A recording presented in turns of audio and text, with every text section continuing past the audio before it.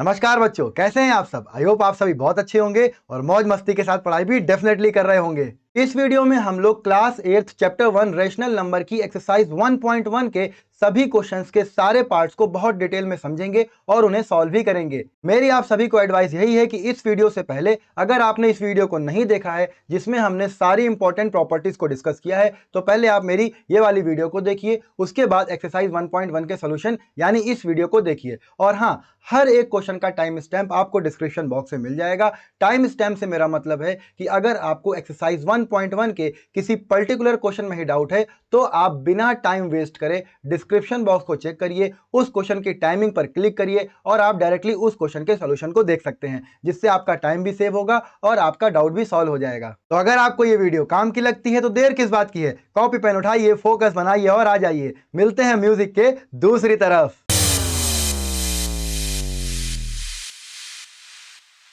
तो हमारे सामने है एक्सरसाइज 1.1 का पहला क्वेश्चन। इसका स्टेटमेंट क्या है? Using appropriate properties find.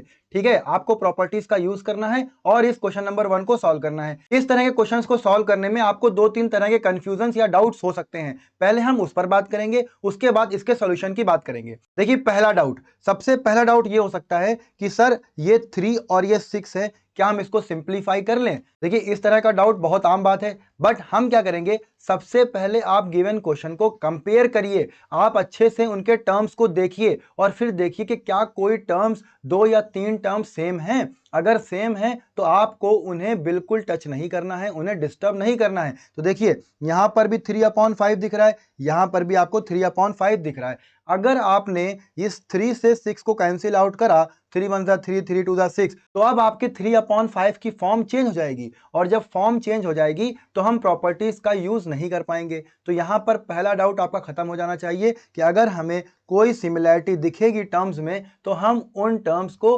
बिल्कुल टच नहीं करेंगे, उन्हें डिस्टर्ब नहीं करेंगे, उनकी फॉर्म को चेंज नहीं करेंगे।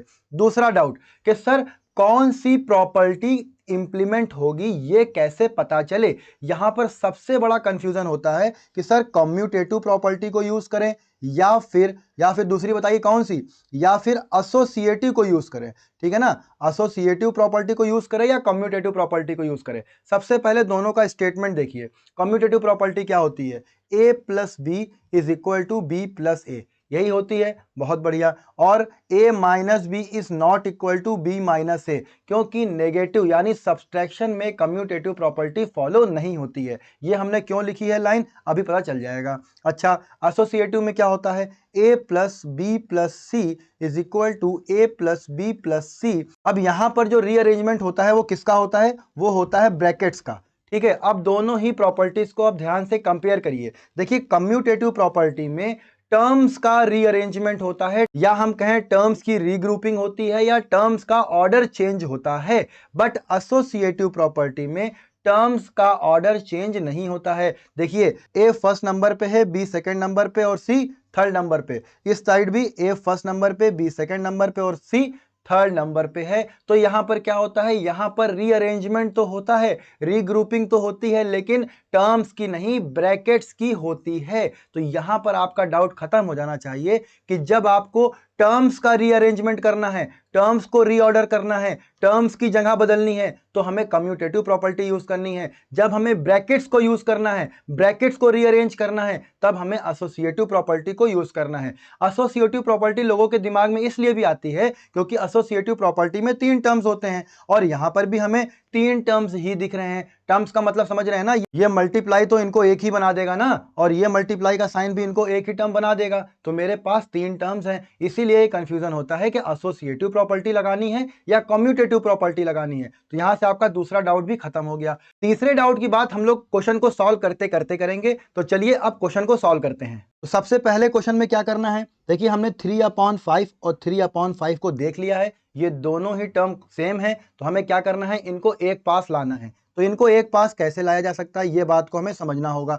तो देखिए, अगर हम 3/5 इंटू 1/6 एंड 5/2 इन दोनों के ऑर्डर को चेंज कर दें या इन दोनों की प्लेस को इंटरचेंज कर दें, तो मेरे पास क्या आएगा बेटा? मेरे पास आएगा -3/5 इंटू 1/6 प्लस 5/2। और बेटा क्योंकि हमने पहले वाले टर्म को कुछ नहीं किया, कोई डिस्टर्बेंस उसमें नहीं करी, तो ये तो ऐसे ही आ जाएगा -2/3 इंटू 3/5। ये बात समझ में आई? हाँ सर समझ में आई। अब आप लोग बताइए कि हमने कितने टर्म्स का ऑर्डर चेंज किया। तो आप लोग कहेंगे सर हमने 2 ही टर्म्स का ऑर्डर चेंज किया, पहला तो वैसे ही लिखा रहा। तो भैया यहां पर हमने कौन सी प्रॉपर्टी यूज करी? कम्यूटेटिव प्रॉपर्टी यूज करी। कौन सी प्रॉपर्टी? कम्यूटेटिव प्रॉपर्टी हमने यूज करी। बात समझ में आई? हाँ सर समझ में आई। अब देखिए, आप मेरी बात को समझिए। अब आप लोग कहेंगे सर कम्यूटेटिव प्रॉपर्टी तो प्लस के साइन पर फॉलो होती है, सब्सट्रैक्शन में तो फॉलो नहीं होती है, और यहां पर तो ये नेगेटिव साइन है। तो सर आपने कम्यूटेटिव प्रॉपर्टी कैसे लगा दी? आपने तो पिछली वीडियो में प्रूव करा है कि सब्ट्रैक्शन में कम्यूटेटिव प्रॉपर्टी नहीं लगती है। तो हम कहेंगे बेटा बिल्कुल सही कह रहे हैं आप, नेगेटिव यानी सब्ट्रैक्शन में कम्यूटेटिव प्रॉपर्टी फॉलो नहीं होती है। तो डिफरेंस कहां पर आ रहा है, इस बात को समझना है। देखिए समझिए, जब हम लोग सब्ट्रैक्शन की बात करते हैं, इसीलिए हमने ये वाला केस लिखा है सब्ट्रैक्शन वाला, ठीक है, सिर्फ समझाने के लिए ही आपको। तो सब्ट्रैक्शन में क्या होता है, आप देख रहे हैं कि यहां लेफ्ट साइड में जो ए है इसका साइन कैसा है बेटा? लेफ्ट में ए का साइन पॉजिटिव है, और राइट साइड में ए का साइन कैसा हुआ जा रहा है? सर राइट में ए का साइन नेगेटिव हुआ जा रहा है। बहुत बढ़िया। अब लेफ्ट में जो बी का साइन है वो नेगेटिव है, लेकिन राइट में तो सर बी का साइन पॉजिटिव है। इसका मतलब जब हम सब्ट्रैक्शन करते हैं तो टर्म के साइन बदल जाते हैं। साइन बदलने की वजह से उनका रिजल्ट भी बदल जाता है। बट अगर हम इन दोनों टर्म्स को ध्यान से देखें और इनको रीअरेंज करने के बाद इनके साइन में हुए चेंजेस को देखें तो हमें क्या मिलेगा? देखिए 5/2 का साइन क्या है? प्लस का है सर। और देखिए रीअरेंज करने के बाद 5/2 का साइन प्लस का है। ठीक है सर। देखिए 3/5 इंटू 1/6 का साइन कैसा है? सर नेगेटिव है। बहुत बढ़िया। और देखिए रीअरेंजमेंट करने के बाद भी इसका साइन नेगेटिव ही है। इसका मतलब हमने टर्म्स के साइन को चेंज नहीं किया है। टर्म्स के साइन को चेंज नहीं किया है तो उस टर्म के रिजल्ट्स में भी डिफरेंस नहीं आएगा। इसको हम ऐसे भी लिख सकते हैं, बहुत ध्यान से समझिएगा। कम्यूटेटिव के ही रिजल्ट को हम ऐसे भी लिख सकते हैं, a plus minus B is equal to minus B plus A. बेटा यहां पर क्या हो रहा है? हो तो एडिशन ही रहा है, बस जो मेरा दूसरा वाला रेशनल नंबर यानी b है वो नेगेटिव रेशनल नंबर है। इससे तो कोई चेंजेस हमारे रिजल्ट में नहीं आ रहा है, क्योंकि दोनों ही रेशनल नंबर का हो तो एडिशन ही रहा है। समझ में आ गई बात? अब आई गेस आपके दिमाग में डाउट्स नहीं बचे होंगे। अब हम लोग इस क्वेश्चन को आगे सॉल्व करते हैं। तो अब आगे सॉल्व करने के लिए आपको एक प्रॉपर्टी याद होगी। एक प्रॉपर्टी आपने पढ़ी थी, a into B plus C is equal to a into B plus a into C. कितने बच्चों को इस प्रॉपर्टी का नाम याद है? जरा कमेंट करके बताइए। ठीक है, तो हमें लगता है आप लोगों ने कमेंट कर दिया होगा। वीडियो को पॉज करके अब हम आंसर बताने जा रहे हैं। देखिए इस प्रॉपर्टी का नाम है distribution of multiplication over addition. याद आ गई प्रॉपर्टी? हाँ सर, सबसे लास्ट वाली प्रॉपर्टी। बहुत बढ़िया। देखिए इसके राइट साइड को आप इस बार कंसीडर करिए, क्योंकि लेफ्ट साइड और राइट साइड इक्वल है, तो हम क्यों ना पहले राइट साइड की बात करें। नहीं कर सकते क्या? बिल्कुल कर सकते हैं। तो अगर आपके पास a into B plus a into C लिखा है, और क्योंकि लेफ्ट साइड और राइट साइड दोनों बराबर हैं, तो क्या इसका रिजल्ट यही नहीं होगा? हाँ सर, बिल्कुल यही रिजल्ट होगा। देखिए a इंटू बी प्लस सी हमने पिछली वीडियो में बताया भी था। इसी तरह से हम लोग कॉमन निकालते हैं, और ये कॉमन की ही प्रोसेस है। ठीक है, बात समझ में आ गई? बहुत बढ़िया। तो अब हमें क्या करना है? देखिए सर 3/5 यहां पर भी है, 3/5 यहां पर भी है, दोनों में कॉमन है, तो सर आप कॉमन निकाल लीजिए। हम कहेंगे वाह भाई, दिमाग तो है तुम लोग के पास, एक ही बार में समझ गए। तो देखो क्या सिर्फ 3/5 ही कॉमन है? मतलब 3/5 ही दोनों में आ रहा है? तो आप लोग थोड़ा ध्यान से देख के बताइए कि क्या कुछ और भी कॉमन है? हाँ सर, माइनस साइन भी तो दोनों में है। बहुत बढ़िया। तो क्यों ना हम लोग -3/5 ये हम कॉमन ले लें, और जो बचा उसको हम अंदर रख दें। ठीक है भाई, क्या बचेगा? 2/3 प्लस 1/6, और जो लास्ट में बचेगा वो तो ऐसे ही नोट करना पड़ेगा। ये बात समझ में आई? हाँ सर समझ में आई। और यहाँ पर प्रॉपर्टी कौन सी लगी सर? डिस्ट्रीब्यूटिव प्रॉपर्टी यहाँ पर लगी। बहुत बढ़िया। चलिए अब इस क्वेश्चन को आगे सॉल्व करते हैं। आगे सॉल्व करने के लिए हमें क्या करना पड़ेगा सर? हमें बॉड मास का यूज करना पड़ेगा। बहुत बढ़िया। बॉड मास के हिसाब से सबसे पहले हम ब्रैकेट को सॉल्व करेंगे। क्या बात है, चलिए फिर करते हैं। -3/5 इंटू, देखिए 3 और 6 का एलसीएम बताइए क्या होगा? 3 और 6 का एलसीएम सर 6 होगा। क्या बात है। अब देखिए 6 को 3 से डिवाइड करेंगे आएगा 2, 2 को 2 से मल्टीप्लाई करेंगे आएगी वैल्यू 4, प्लस 6 को 6 से डिवाइड करेंगे वैल्यू आएगी 1, 1 को 1 से मल्टीप्लाई करेंगे वैल्यू आएगी 1। अब देखिए जिन बच्चों को ये कैलकुलेशन नहीं आती है या जिन्होंने मेरी वीडियो पहली वाली ध्यान से नहीं देखी है, 3 और 6 का एलसीएम 6, नीचे लिखेंगे हम लोग 6, फिर हम लोग लिखेंगे 2/3 इंटू 6 प्लस 1/6 इंटू 6। इसको सॉल्व कर लेंगे वैल्यू आ जाएगी 6, 3 1 3, 3 2 6, 6 1 6, 6 1 6, 2 into 2 plus 1 into 1/6। I hope आप लोग कैलकुलेशन को समझ रहे होंगे। चलिए आगे देखते हैं। प्लस 5/2 हमारे पास अब क्या बचेगा? -3/5 इंटू 4 + 1 5/6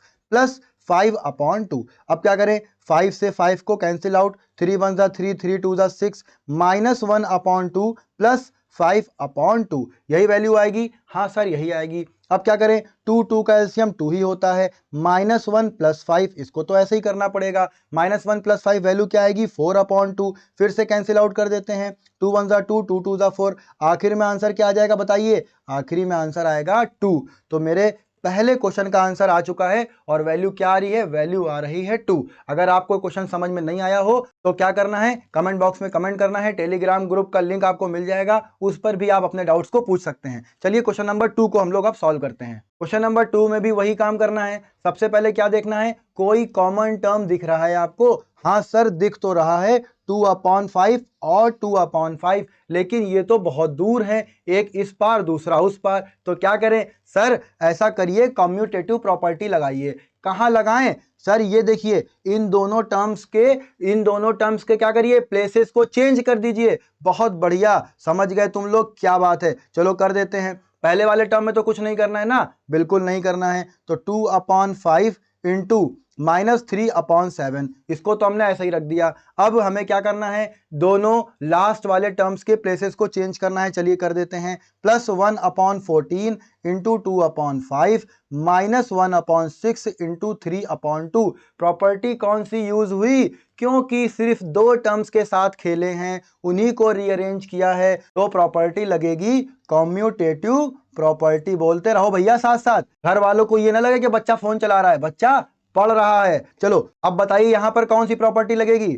बहुत बढ़िया। जो बच्चे कह रहे हैं सर 2/5 को बाहर निकालेंगे, कॉमन ले लेंगे, और ये प्रॉपर्टी होती कौन सी है? Distribution of multiplication over addition. इसी का राइट हैंड साइड जो होता है वो हमें दिख रहा है, तो हम 2/5 को ब्रैकेट के बाहर लिखेंगे और जो बचेगा उसको अंदर लिख लेंगे। बहुत बढ़िया, सही है ना? हाँ सर सही है, इसमें तो कोई डाउट नहीं है। 1/6 इंटू 3/2। प्रॉपर्टी का नाम भी लिख दीजिए। कौन सी प्रॉपर्टी? डिस्ट्रीब्यूटिविटी, ठीक है, या डिस्ट्रीब्यूटिव प्रॉपर्टी।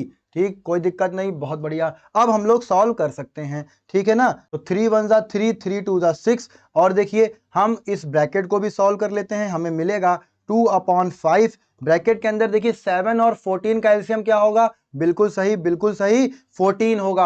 अब 14 को जब हम 7 से डिवाइड करेंगे तो हमें वैल्यू मिलेगी 2। इस 2 को जब हम 3 से मल्टीप्लाई करेंगे तो हमें वैल्यू मिलेगी 6, -6 + 1 मिलेगा हमें, और बाद में बचेगा 1/4। सही है, समझ में आ रहा है? बहुत बढ़िया। अब क्या बचेगा? देखिए अब हमारे पास बचेगा 2/5 इंटू -5/14। बात समझ में आ रही है? -1/4, ये वैल्यू मेरे पास बचेगी। चलिए इसको भी सिंप्लीफाई करते हैं। 5 1 5, 5 1 5, कैंसिल आउट हो गया। 2 1 2, बोलिए 2 1 2, 2 7 14, ये भी कैंसिल आउट होगा। अब मेरे पास जो वैल्यू बचेगी वो बचेगी 1/7 -1/4। क्या सही लिखा है हमने? नहीं सर, गलत लिखा है। आपने माइनस छोड़ दिया। कौन सा माइनस? ये देखो 5 वाला। दिमाग और आंखें दोनों खोल के ही वीडियो देखिएगा, ठीक है? नींद में तो नहीं है ना कोई? बहुत बढ़िया। -1/7 -1/4। अब इसको सॉल्व करते हैं। 7 और 4 का एलसीएम बताइए, 7 और 4 का एलसीएम 28, क्योंकि इन दोनों में कुछ भी कॉमन नहीं है, मल्टीप्लाई कर दीजिए। आप क्या करें, 28 को 7 से डिवाइड करेंगे, वैल्यू आएगी 4, 4 को 1 से मल्टीप्लाई करेंगे -4, इसी तरह से 4 7 28 यानी 7 आएगा डिवाइड करने पर, और 7 को 1 से मल्टीप्लाई करेंगे तो 7 आएगा। ठीक, तो आखिरी में मेरे पास जो आंसर आएगा वो आएगा -11/28। ये बात समझ में आई? बहुत बढ़िया, यही आपका आंसर है फर्स्ट क्वेश्चन के सेकंड पार्ट का। ठीक है ना, चलिए अब हम लोग क्वेश्चन नंबर 2 की तरफ चलते हैं। क्वेश्चन नंबर 2 क्या है, right the additive inverse of each of the following. तो भैया एडिटिव इनवर्स क्या होता है, चिल्लाना शुरू करो, बोलना नहीं चिल्लाना शुरू करो, क्योंकि घर वालों को लगना चाहिए बच्चा बहुत मेहनत से पढ़ रहा है भाई, एनर्जी लगा के पढ़ रहा है। ठीक है, तो एडिटिव इनवर्स क्या होता है, आई होप आप सब लोग चिल्ला चुके होंगे, यहां तक आवाज आ रही है। ठीक, देखिए एडिटिव इनवर्स क्या होता है, कोई एक ऐसा नंबर जिसको आप एक नंबर में ऐड करिए तो आपके पास वैल्यू 0 आनी चाहिए। इट मींस अगर आप a में -a को ऐड कर देंगे तो वैल्यू 0 आएगी, और -a में a को ऐड कर देंगे तो भी वैल्यू 0 आएगी। तो a के लिए एडिटिव इनवर्स -a है, और -a के लिए एडिटिव इनवर्स a है। तो इन दोनों को हम लोग लेंगे आपस में, तो ये दोनों मिलकर 0 बन जाएंगे, यही होता है एडिटिव इनवर्स। बात समझ में आ गई? या हम कहें नेगेटिव ऑफ अ नंबर, समझ में आ रही बात? कोई एक नंबर है सेम टू सेम वही वैल्यू का आप नेगेटिव नंबर ले लीजिए। नेगेटिव नंबर क्या है, देखिए अभी बात को समझिएगा। पहला पार्ट है 2/8, 2/8 का एडिटिव इनवर्स क्या होगा, इसी का नेगेटिव नंबर होगा। नेगेटिव मतलब क्या है, आगे नेगेटिव साइन ही तो लगाना है, बाकी सब कुछ सेम ही रखना है। यह हो गया आपका एडिटिव इनवर्स ऑफ 2/8। कुछ बच्चे इसको पहले सिंप्लीफाई करेंगे, देखिए 2 1 2, 2 4 8, तो ये बन जाएगा मेरे पास 1/4। तो अब इसका एडिटिव इनवर्स क्या होगा, तो इसका एडिटिव इनवर्स होगा -1/4। बात समझ में आई? तो नेगेटिव हो रहा है, नेगेटिव का मतलब सिर्फ इतना होता है कि हमें उसके साइन को बदल देना है, क्योंकि नेगेटिव साइन गिवन साइन को बदल देता है। ठीक, अब देखिए सेकंड पार्ट में -5/9, -5/9 का नेगेटिव साइन आप लोग कहेंगे सर ये तो ऑलरेडी नेगेटिव है, तो इसका क्या नेगेटिव करना है, नेगेटिव मतलब इसमें एक नेगेटिव एक्स्ट्रा चिपकाओ। तो ये देखो, अब देखो एक एक्स्ट्रा नेगेटिव आया, हाँ सर एक्स्ट्रा नेगेटिव आया। अब इस माइनस माइनस को जब हम मल्टीप्लाई करेंगे तो वैल्यू क्या आएगी, 5/9 आएगी। तो -5/9 का एडिटिव इनवर्स क्या होगा, प्लस वाला 5/9। तो आप लोग ये ना कहिएगा सर आपने कहा था नेगेटिव नंबर ही तो एडिटिव इनवर्स होता है, और ये तो सर पॉजिटिव है। मेरा कहने का मतलब है जो गिवन नंबर है ना, गिवन नंबर -5/9, इसमें एक एक्स्ट्रा नेगेटिव चिपकाओ, और ये एक्स्ट्रा नेगेटिव इसके साइन को बदल देगा, तो जो वैल्यू आएगी वही मेरा एडिटिव इनवर्स होगी। समझ में आ गई बात? बहुत बढ़िया। अब हमारे पास थर्ड क्वेश्चन है, थर्ड क्वेश्चन को भी देख लेते हैं, क्योंकि ये आसान क्वेश्चन है इसलिए इनको हम एक साथ सॉल्व करे ले रहे हैं। देखिए थर्ड पार्ट में क्या है, सबसे पहले हम देखें तो ये माइनस और माइनस तो कैंसिल आउट हो गया। एक मेथड तो ये होता है कि हमने direct minus minus cancel out कर दिया। इसको बिल्कुल बेसिक से समझें तो हमें क्या करना होगा, -1 से ऊपर और -1 से नीचे मल्टीप्लाई, मतलब न्यूमिरेटर और डिनोमिनेटर में अगर आप -1 से मल्टीप्लाई कर देंगे तो आपके पास वैल्यू 6/5 ही आएगी।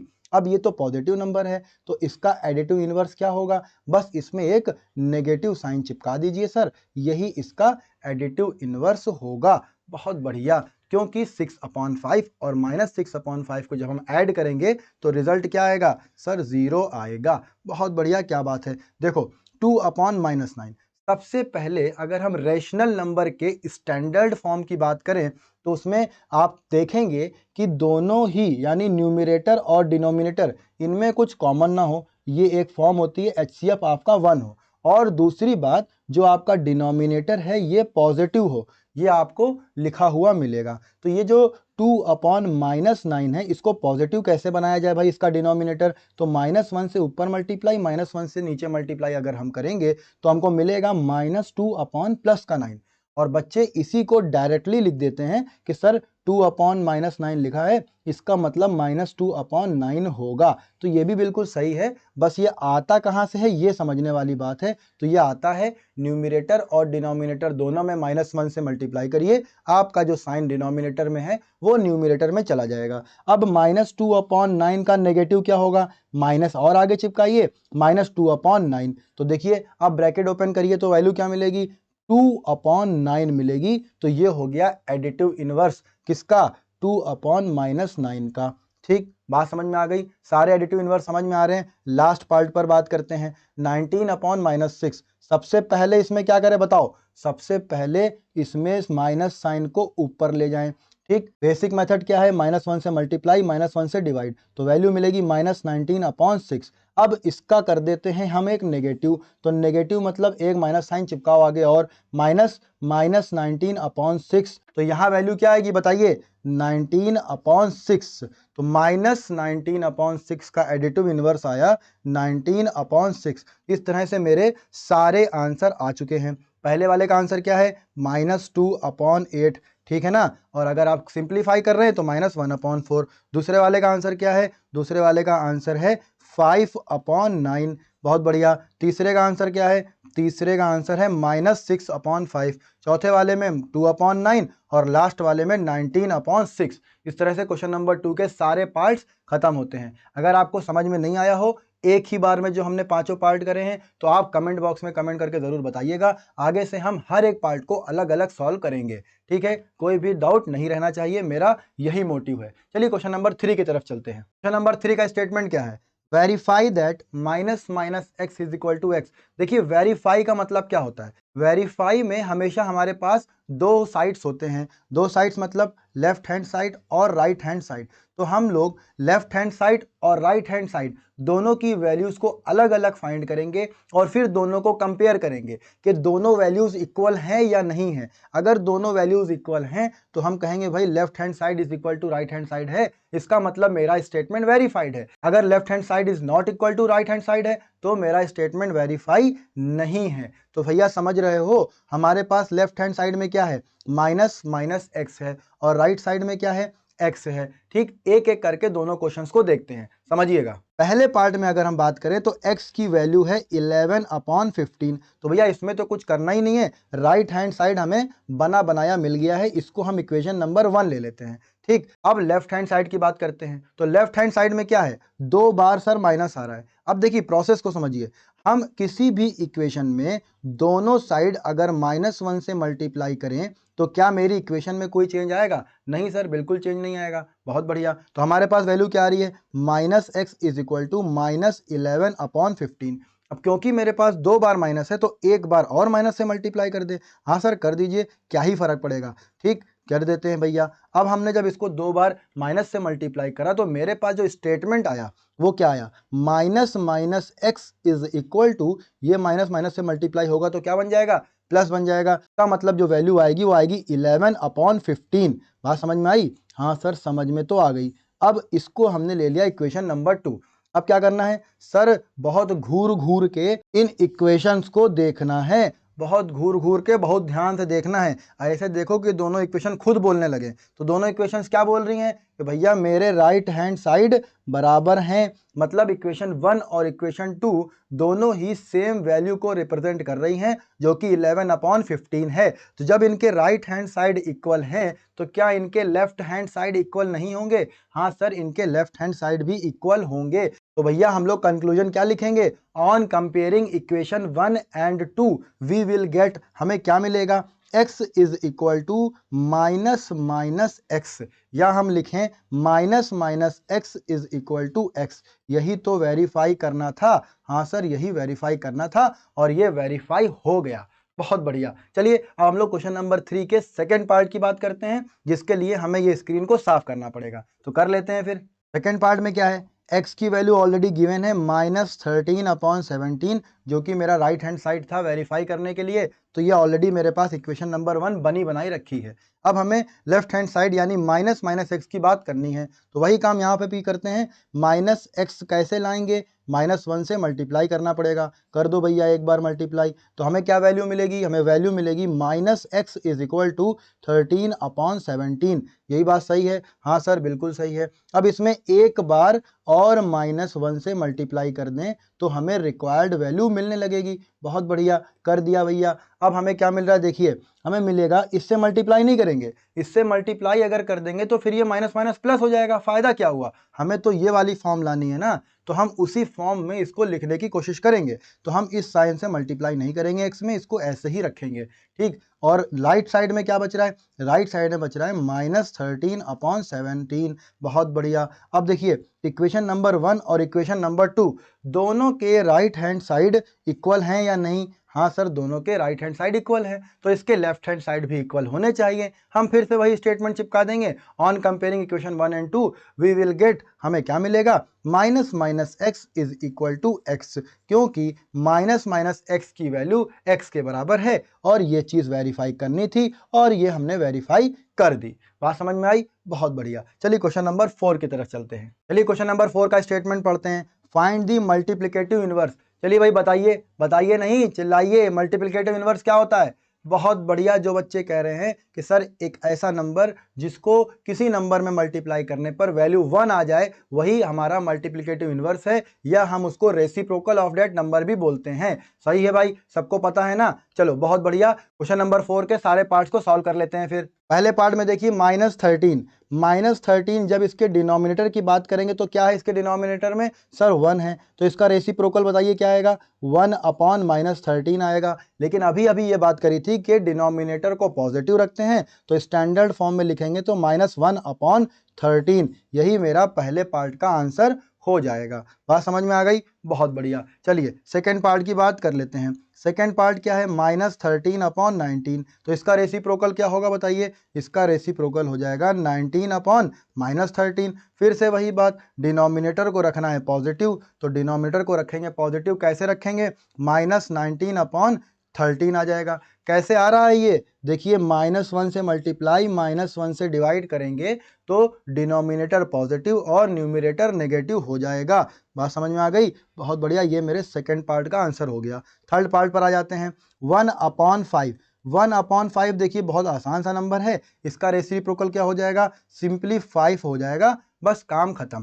फोर्थ पार्ट की बात कर लेते हैं। फोर्थ पार्ट मेरे पास है, इसको पहले सिंप्लीफाई कर लें तो माइनस माइनस हो जाएगा प्लस, 5×3=15/8×7=56। बहुत बढ़िया, इसका रेसिप्रोकल बताइए, 56 ऊपर 15 नीचे, यही हमारा मल्टीप्लिकेटिव इनवर्स हो गया फोर्थ पार्ट का। आसान है ना, क्या करना है, कुछ नहीं सर, बस न्यूमरेटर को डिनोमिनेटर और डिनोमिनेटर को न्यूमरेटर बना देना है। उन दोनों नंबर्स को हम मल्टीप्लाई करेंगे तो वैल्यू 1 आएगी, वही मल्टीप्लिकेटिव इनवर्स होता है। क्या बात है। चलिए क्वेश्चन नंबर 5 की बात करते हैं। क्वेश्चन नंबर 5 क्या है, -1 × -2/5। इसको पहले सिंप्लीफाई कर लें तो माइनस माइनस प्लस हो जाएगा, 2/5 आएगा। अब बताइए 2/5 का रेसिप्रोकल क्या हो जाएगा, सर 2 न्यूमरेटर है, इसको डिनोमिनेटर बना दीजिए, और 5 डिनोमिनेटर है, इसको न्यूमरेटर बना दीजिए। 5/2 will be the multiplicative inverse of 2/5। क्यों हो रहा है ये बात भी समझ लो, चलो एक बार, हमें लगता है आपको आता होगा मगर बता दे रहे हैं। 2/5 को जब हम 5/2 से मल्टीप्लाई करेंगे तो ये देखिए सब कैंसिल आउट हो जाएगा और वैल्यू 1 आ जाएगी, वही तो मल्टीप्लिकेटिव इनवर्स की डेफिनेशन है। बहुत बढ़िया। अब मेरे पास जो लास्ट नंबर है वो है -1, इस पर थोड़ा हम लोग बात कर लेते हैं। जब हम -1 की बात करते हैं तो -1 के डिनोमिनेटर में क्या लिखा है, 1 लिखा है। इसका जब हम रेसिप्रोकल निकालेंगे तो हमें क्या मिलेगा, 1/-1 मिलेगा। बात समझ में आ रही है। अब देखिए फिर से डिनोमिनेटर में नेगेटिव साइन है, क्या करें, -1 से ऊपर -1 से नीचे मल्टीप्लाई करेंगे तो हमें मिलेगा -1/+1, जो कि लिखिए या ना लिखिए उससे कोई फर्क नहीं पड़ता है। इसका मतलब ये हुआ जो -1 का मल्टीप्लिकेटिव इनवर्स है वो भी -1 ही है। बात समझ में आ रही है। इसी तरह से अगर हम 1 की बात करें तो 1 का मल्टीप्लिकेटिव इनवर्स भी 1 ही है। बात समझ में आ गई, बहुत बढ़िया। तो आई होप आपको क्वेश्चन नंबर 4 के सारे पार्ट समझ में आए होंगे। तो चलिए अब 5th क्वेश्चन की तरफ चलते हैं। क्वेश्चन नंबर 5 का स्टेटमेंट पढ़ लेते हैं भाई। Name the property under multiplication used in each of the following. तो इसका आंसर भी आप ही को चिल्लाना है, हम नहीं बताएंगे। देखिए क्वेश्चन नंबर 5th का फर्स्ट पार्ट, इसके अगर हम लॉजिक को समझे तो ये क्या लिखा है, a × 1 is equal to 1 × a is equal to a, यही फॉर्म तो लिखी है। फाइनल रिजल्ट क्या आ रहा है, फाइनल रिजल्ट आ रहा है ए, यानी वो नंबर खुद। देखिए काफी सारे बच्चों को समझ में नहीं आ रहा होगा ये हमने क्या लिख दिया, सवाल में तो ये है ही नहीं। देखिए अगर ध्यान से देखें तो -4/5 into 1 is equal to 1 into -4/5 is equal to -4/5। Compare करिए तो -4/5 की जगह हमने बस ए लिखा है और कुछ अलग नहीं लिखा है। तो यहाँ पर बताइए कौन सी प्रॉपर्टी है, जब हम 1 से मल्टीप्लाई करते हैं तो वो नंबर खुद आ जाता है, उस नंबर की आइडेंटिटी नहीं चेंज होती है। कौन सा ऑपरेशन हो रहा है, मल्टीप्लाई, तो मल्टीप्लिकेटिव आइडेंटिटी का काम कर रहा है 1 यहाँ पर, और यहाँ पर प्रॉपर्टी कौन सी लग रही है, मल्टीप्लिकेटिव आइडेंटिटी वाली प्रॉपर्टी ही लग रही है। सेकेंड वाले पार्ट को ध्यान से देखते हैं। सेकेंड वाले पार्ट में क्या हो रहा है, दो टर्म्स हैं, दो टर्म्स है कि नहीं, हाँ सर दो टर्म्स हैं, -13/17 इंटू -2/7 और -2/7 इंटू -13/17। बस देखिए हो क्या रहा है, इनके प्लेसेस बदल दिए जा रहे हैं, ठीक है ना। -13/17 पहले फर्स्ट नंबर पे था और -2/7 सेकेंड नंबर पे था। बाद में क्या हो रहा है, -2/7 फर्स्ट नंबर पे आया जा रहा है और -13/17 सेकेंड नंबर पे आया जा रहा है। हो क्या रहा है सर, इनके ऑर्डर को बदल दिया जा रहा है। और ऑर्डर कौन सी प्रॉपर्टी बदलता है, a into B is equal to B into A. कौन सी प्रॉपर्टी थी ये, कॉम्यूटेटिव प्रॉपर्टी थी, बहुत बढ़िया। तो सेकंड वाले पार्ट में कौन सी प्रॉपर्टी लग रही है, कॉम्यूटेटिव प्रॉपर्टी लग रही है। अब थर्ड पार्ट पे आ जाते हैं। थर्ड पार्ट पे हो तो रहा है मल्टीप्लिकेशन और रिजल्ट क्या आ रहा है 1। अब देखिए ध्यान से समझिए, -19/29, -19/29 में न्यूमरेटर क्या है, -19 है और डिनोमिनेटर क्या है, 29 है। तो वही -19 जो न्यूमरेटर था वो बाद में डिनोमिनेटर बन गया और 29 जो डिनोमिनेटर था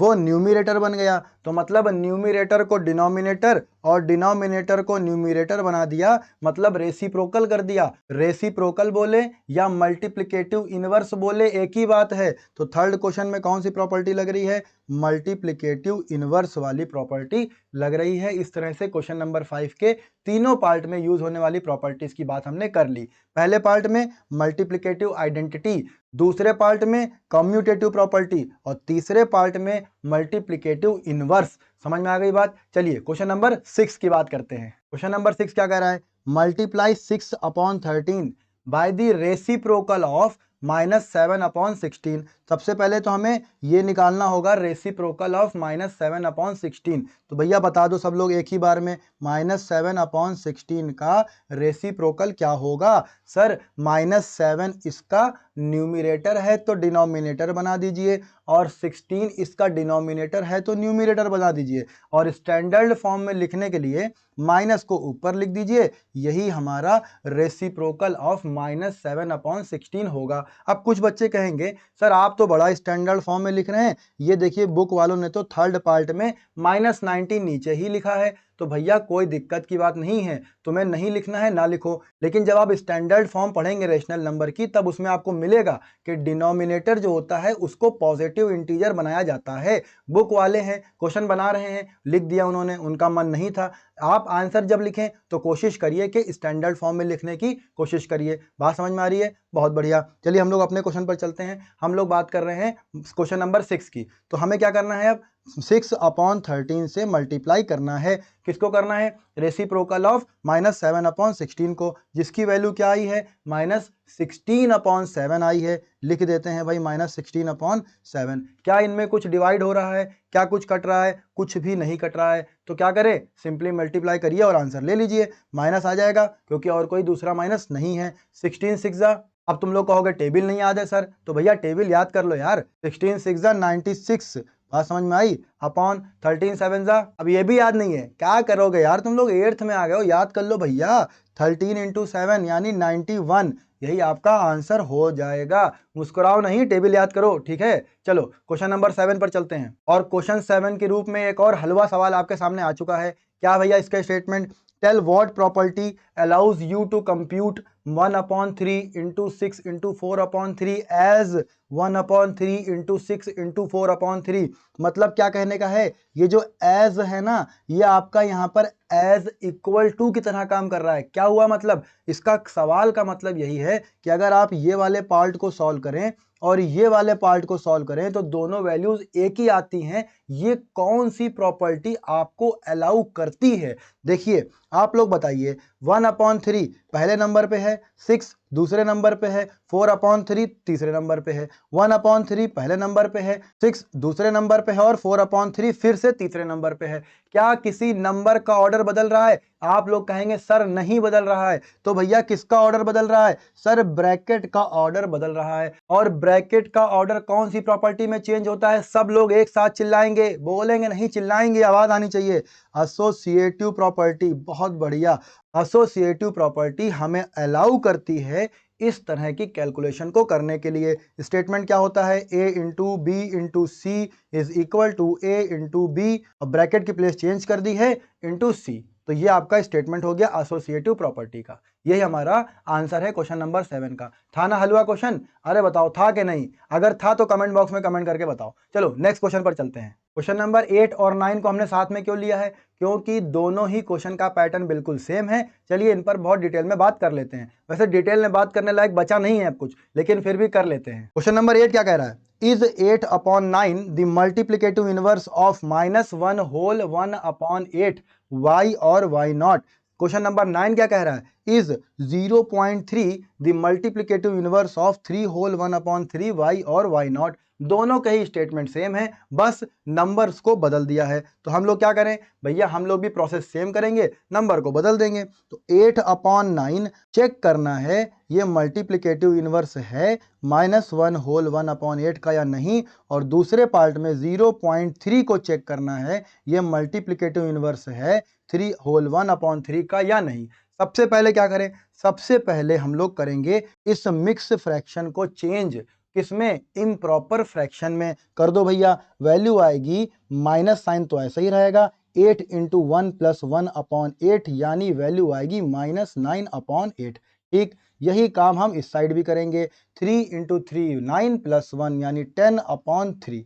बात समझ में आ गई? बहुत बढ़िया। मल्टीप्लिकेटिव इनवर्स है तो मल्टीप्लिकेटिव इनवर्स की प्रॉपर्टी क्या होती है भैया? कोई दो नंबर अगर मल्टीप्लिकेटिव इनवर्स हैं तो उनका मल्टीप्लाई का जो प्रोडक्ट होगा वो 1 होना चाहिए। बात समझ में आई या नहीं? बहुत बढ़िया। तो अगर 8/9 -9/8 का मल्टीप्लिकेटिव इनवर्स है तो इन दोनों को मल्टीप्लाई करने पर रिजल्ट क्या आना चाहिए? रिजल्ट आना चाहिए 1। अब हमें यही चेक करना है। चलो भैया करो मल्टीप्लाई, फिर करके देखें। हाँ सर बिना करे कैसे पता चलेगा? तो करो फिर। 8/9 इंटू -9/8, सिंप्लीफाई करो। 9 1 जा 9, 9 1 जा 9, 8 1 जा 8, 8 1 जा 8। वैल्यू क्या मिल रही है? 1 इंटू -1। आंसर क्या आएगा? -1। क्या ये 1 के बराबर है? आप लोग कहेंगे सर दिख नहीं रहा है आपको, माइनस का साइन चिपका हुआ है, कहाँ बराबर है? तो हम कहेंगे हाँ भैया गुस्साओ नहीं, बराबर नहीं है। तो मतलब 8/9 -1 होल 1/8 का मल्टीप्लिकेटिव इनवर्स नहीं है भैया, नहीं है। समझ गए? क्वेश्चन नंबर 9 पर आ जाओ आप। भैया देखो 0.3 को पहले फ्रैक्शन में चेंज कर लेते हैं। तो 0.3 को हम फ्रैक्शन में चेंज करने के लिए क्या करें? पॉइंट हटाएं तो एक जीरो बढ़ाएं। ठीक है, इसका बेसिक पता है आपको या नहीं? देखिए अच्छा बेसिक भी समझ लीजिए। 0.3 में जब हम 10 से मल्टीप्लाई और 10 से डिवाइड करेंगे तो हमारे पास वैल्यू आएगी 3/10। यही होता है बेसिक, बता चुके हैं शायद पिछली वीडियो में। तो हमें वैल्यू मिल रही है 3/10। ठीक है, इसको किससे मल्टीप्लाई करना है? 10/3 से। वैल्यू निकालते हैं भाई, क्या आ रही है? 10 1 जा 10, 10 1 जा 10, 3 1 जा 3, 3 1 जा 3, और यहाँ पर वैल्यू आ चुकी है 1। अब आप लोग बताइए कि क्या 0.3 3 होल 1/3 का मल्टीप्लिकेटिव इनवर्स है या नहीं? तो आप सब चिल्ला चिल्ला के बोल रहे होंगे सर दिख तो रहा है आंसर 1 आ रहा है, इसका मतलब 0.3 मल्टीप्लिकेटिव इनवर्स है 3 होल 1/3 का। हम कहेंगे भैया मान गए, अब तुम लोग बेसिक्स और प्रॉपर्टीज को समझ चुके हो। ठीक, अगर अभी भी नहीं समझे हो तो क्या करना है? कमेंट बॉक्स में कमेंट करो और टेलीग्राम ग्रुप पर मैसेज करो। भैया करो, तुम्हारी जिम्मेदारी है ये। चलो क्वेश्चन नंबर 10 पे चलते हैं। एक और चूरन सवाल आपके सामने। चूरन मतलब आसान, बहुत ही ज्यादा आसान। The rational number that does not have a reciprocal. ऐसा कौन सा रेशनल नंबर है जिसका रेसिप्रोकल पॉसिबल नहीं है? आप लोग सोच के बताइए।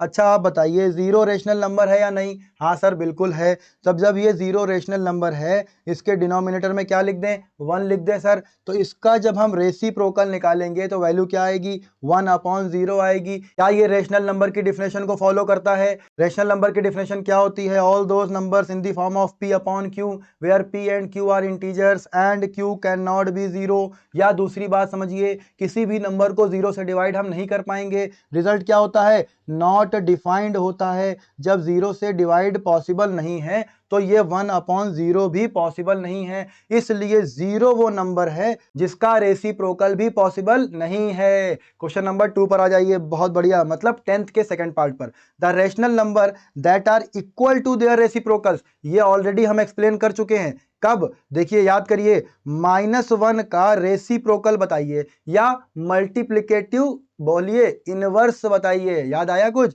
मल्टीप्लिकेटिव इनवर्स में क्या करते हैं सर? रेसिप्रोकल कर देते हैं। तो भैया -1 के नीचे क्या है? 1 है, तो इसका रेसिप्रोकल करो 1/-1, माइनस ऊपर लेके जाओ। कैसे? -1 से मल्टीप्लाई, -1 से डिवाइड, वैल्यू आएगी -1/1। तो ये बताओ कि -1 लेके चले थे और -1 पर ही खत्म हो गए, तो दोनों का रेसिप्रोकल बराबर हुआ या नहीं? हाँ सर बराबर हुआ। तो एक नंबर तो क्लियर हो गया, -1। इसी तरह से 1 भी बता चुके हैं, 1 का रेसिप्रोकल भी 1 ही होगा। तो दूसरा नंबर क्या आ जाएगा? -1 और 1। तीसरे पार्ट पर आ जाते हैं भाई। तीसरा पार्ट क्या कह रहा है? The rational number that is equal to its negative. इसकी बात समझ लेते हैं। कौन से रेशनल नंबर का नेगेटिव उसके बराबर है? तो देखिए, जीरो में जब हम -1 से या किसी भी नेगेटिव नंबर से मल्टीप्लाई करें, -500 से कर दीजिए, रिजल्ट क्या आएगा? सर जीरो ही आएगा। मतलब जीरो लेके चले थे, जीरो पे खत्म हो गए। इसका मतलब जीरो वो रेशनल नंबर है जिसका नेगेटिव उसी नंबर के बराबर है। तो थर्ड पार्ट का आंसर क्या हो गया? जीरो। इस तरह से फर्स्ट पार्ट का आंसर जीरो, थर्ड पार्ट का आंसर जीरो और सेकंड पार्ट का आंसर -1 और प्लस का 1। इस तरह से क्वेश्चन नंबर 10 भी खत्म हो गया। चलिए इस वीडियो के लास्ट क्वेश्चन यानी क्वेश्चन नंबर 11 पर चलते हैं। पढ़ो भैया, बताओ जल्दी से बताओ और फिर वीडियो को खत्म करते हैं। जीरो हैज, जीरो के कितने रेसिप्रोकल होते हैं बताओ? अभी अभी देखा है सर, जीरो का रेसिप्रोकल हम लोग नहीं कर सकते क्योंकि 1/0 पॉसिबल ही नहीं है। इसका मतलब जीरो हैज नो रेसिप्रोकल्स। बात समझ में आई? बहुत बढ़िया, समझते रहना भैया तुम लोग। Second part, the numbers filling the blanks and are their own reciprocal. अभी यही बात करी है, 1 का रेसिप्रोकल 1 ही होता है, -1 का रेसिप्रोकल -1 ही होता है। इसका मतलब वो नंबर कौन कौन से हैं?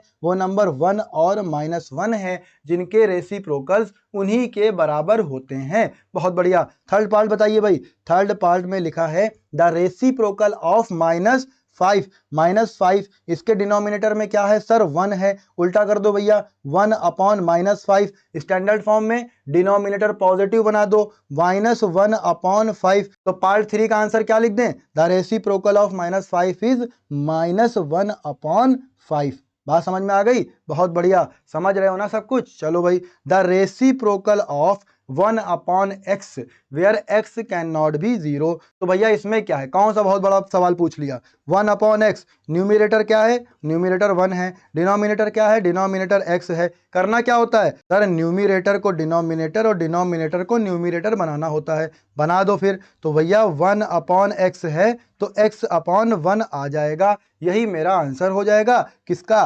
पार्ट 4 का। ठीक है भाई। क्वेश्चन नंबर 11 के 5th पार्ट को पढ़ते हैं। The product of two rational number is always आ। भैया बताओ, दो रेशनल नंबर को मल्टीप्लाई करने पर क्या आएगा? सर रेशनल नंबर ही आएगा। क्यों यार? पहली वाली वीडियो नहीं देखी? उसमें क्लोजर प्रॉपर्टी देखना जाके, उसमें डिस्कस करा है ये बात कि जो रेशनल नंबर होते हैं आर क्लोज्ड अंडर मल्टीप्लिकेशंस। आप दो या दो से ज्यादा रेशनल नंबर्स को उठाइए, उनको मल्टीप्लाई करिए, रिजल्ट भी रेशनल नंबर ही होगा। चलिए भाई, लास्ट पार्ट 11 क्वेश्चन का लास्ट पार्ट, इस वीडियो का भी last question. The reciprocal of a positive rational number is. देखिए यहां पर साइन की बात हो रही है, साइन की बात हो रही है। किसी भी पॉजिटिव रेशनल नंबर को आप अज्यूम कर लीजिए। हमने अज्यूम कर लिया 1/2। अब इसका रेसिप्रोकल क्या होगा बताइए सर, 2 होगा और क्या होगा। बिल्कुल सही बात है, जब पॉजिटिव रेशनल नंबर लेके चले थे तो आखिरी में आंसर में भी पॉजिटिव ही आएगा, तो इसका आंसर भी पॉजिटिव ही होगा। बात समझ में आई? बहुत बढ़िया। इस तरह से हम लोगों ने एक्सरसाइज 1.1 के सारे क्वेश्चंस को सॉल्व कर लिया। वीडियो का सबसे जरूरी पार्ट देखिए, ये सारे क्वेश्चंस एग्जाम्पल नंबर 1, 2, 3, 4, 5 ये सब आपको खुद से करने हैं, कोई सॉल्यूशन देख के नहीं करेगा, ठीक है ना। पहले खुद से अटेम्प्ट करेगा, उसके बाद अगर वो नहीं कर पाएगा तो सॉल्यूशन देखेगा, सॉल्यूशन समझ में नहीं आएगा तो क्या करोगे भैया। टेलीग्राम ग्रुप इसीलिए बनाया है कि किसी को इधर उधर ना भागना पड़े, आप लोग सॉल्व करिए, प्रैक्टिस करिए और डाउट आने पर डायरेक्टली मैसेज करिए, आपको सॉल्यूशन जरूर प्रोवाइड किया जाएगा। तो ये आपका होमवर्क है और सबको ईमानदारी से अपना होमवर्क करना है। करोगे ना? बिल्कुल करोगे। वीडियो खत्म करने से पहले आपसे यही कहेंगे कि अगर आपको वीडियो अच्छी लगी है, क्वेश्चंस का सॉल्यूशन अच्छा लगा है तो वीडियो को लाइक कीजिए, चैनल को सब्सक्राइब करिए, बेल आइकन का बटन दबाइए और सबसे जरूरी काम, अपने दोस्तों में वीडियो को शेयर जरूर करिए। Thank you.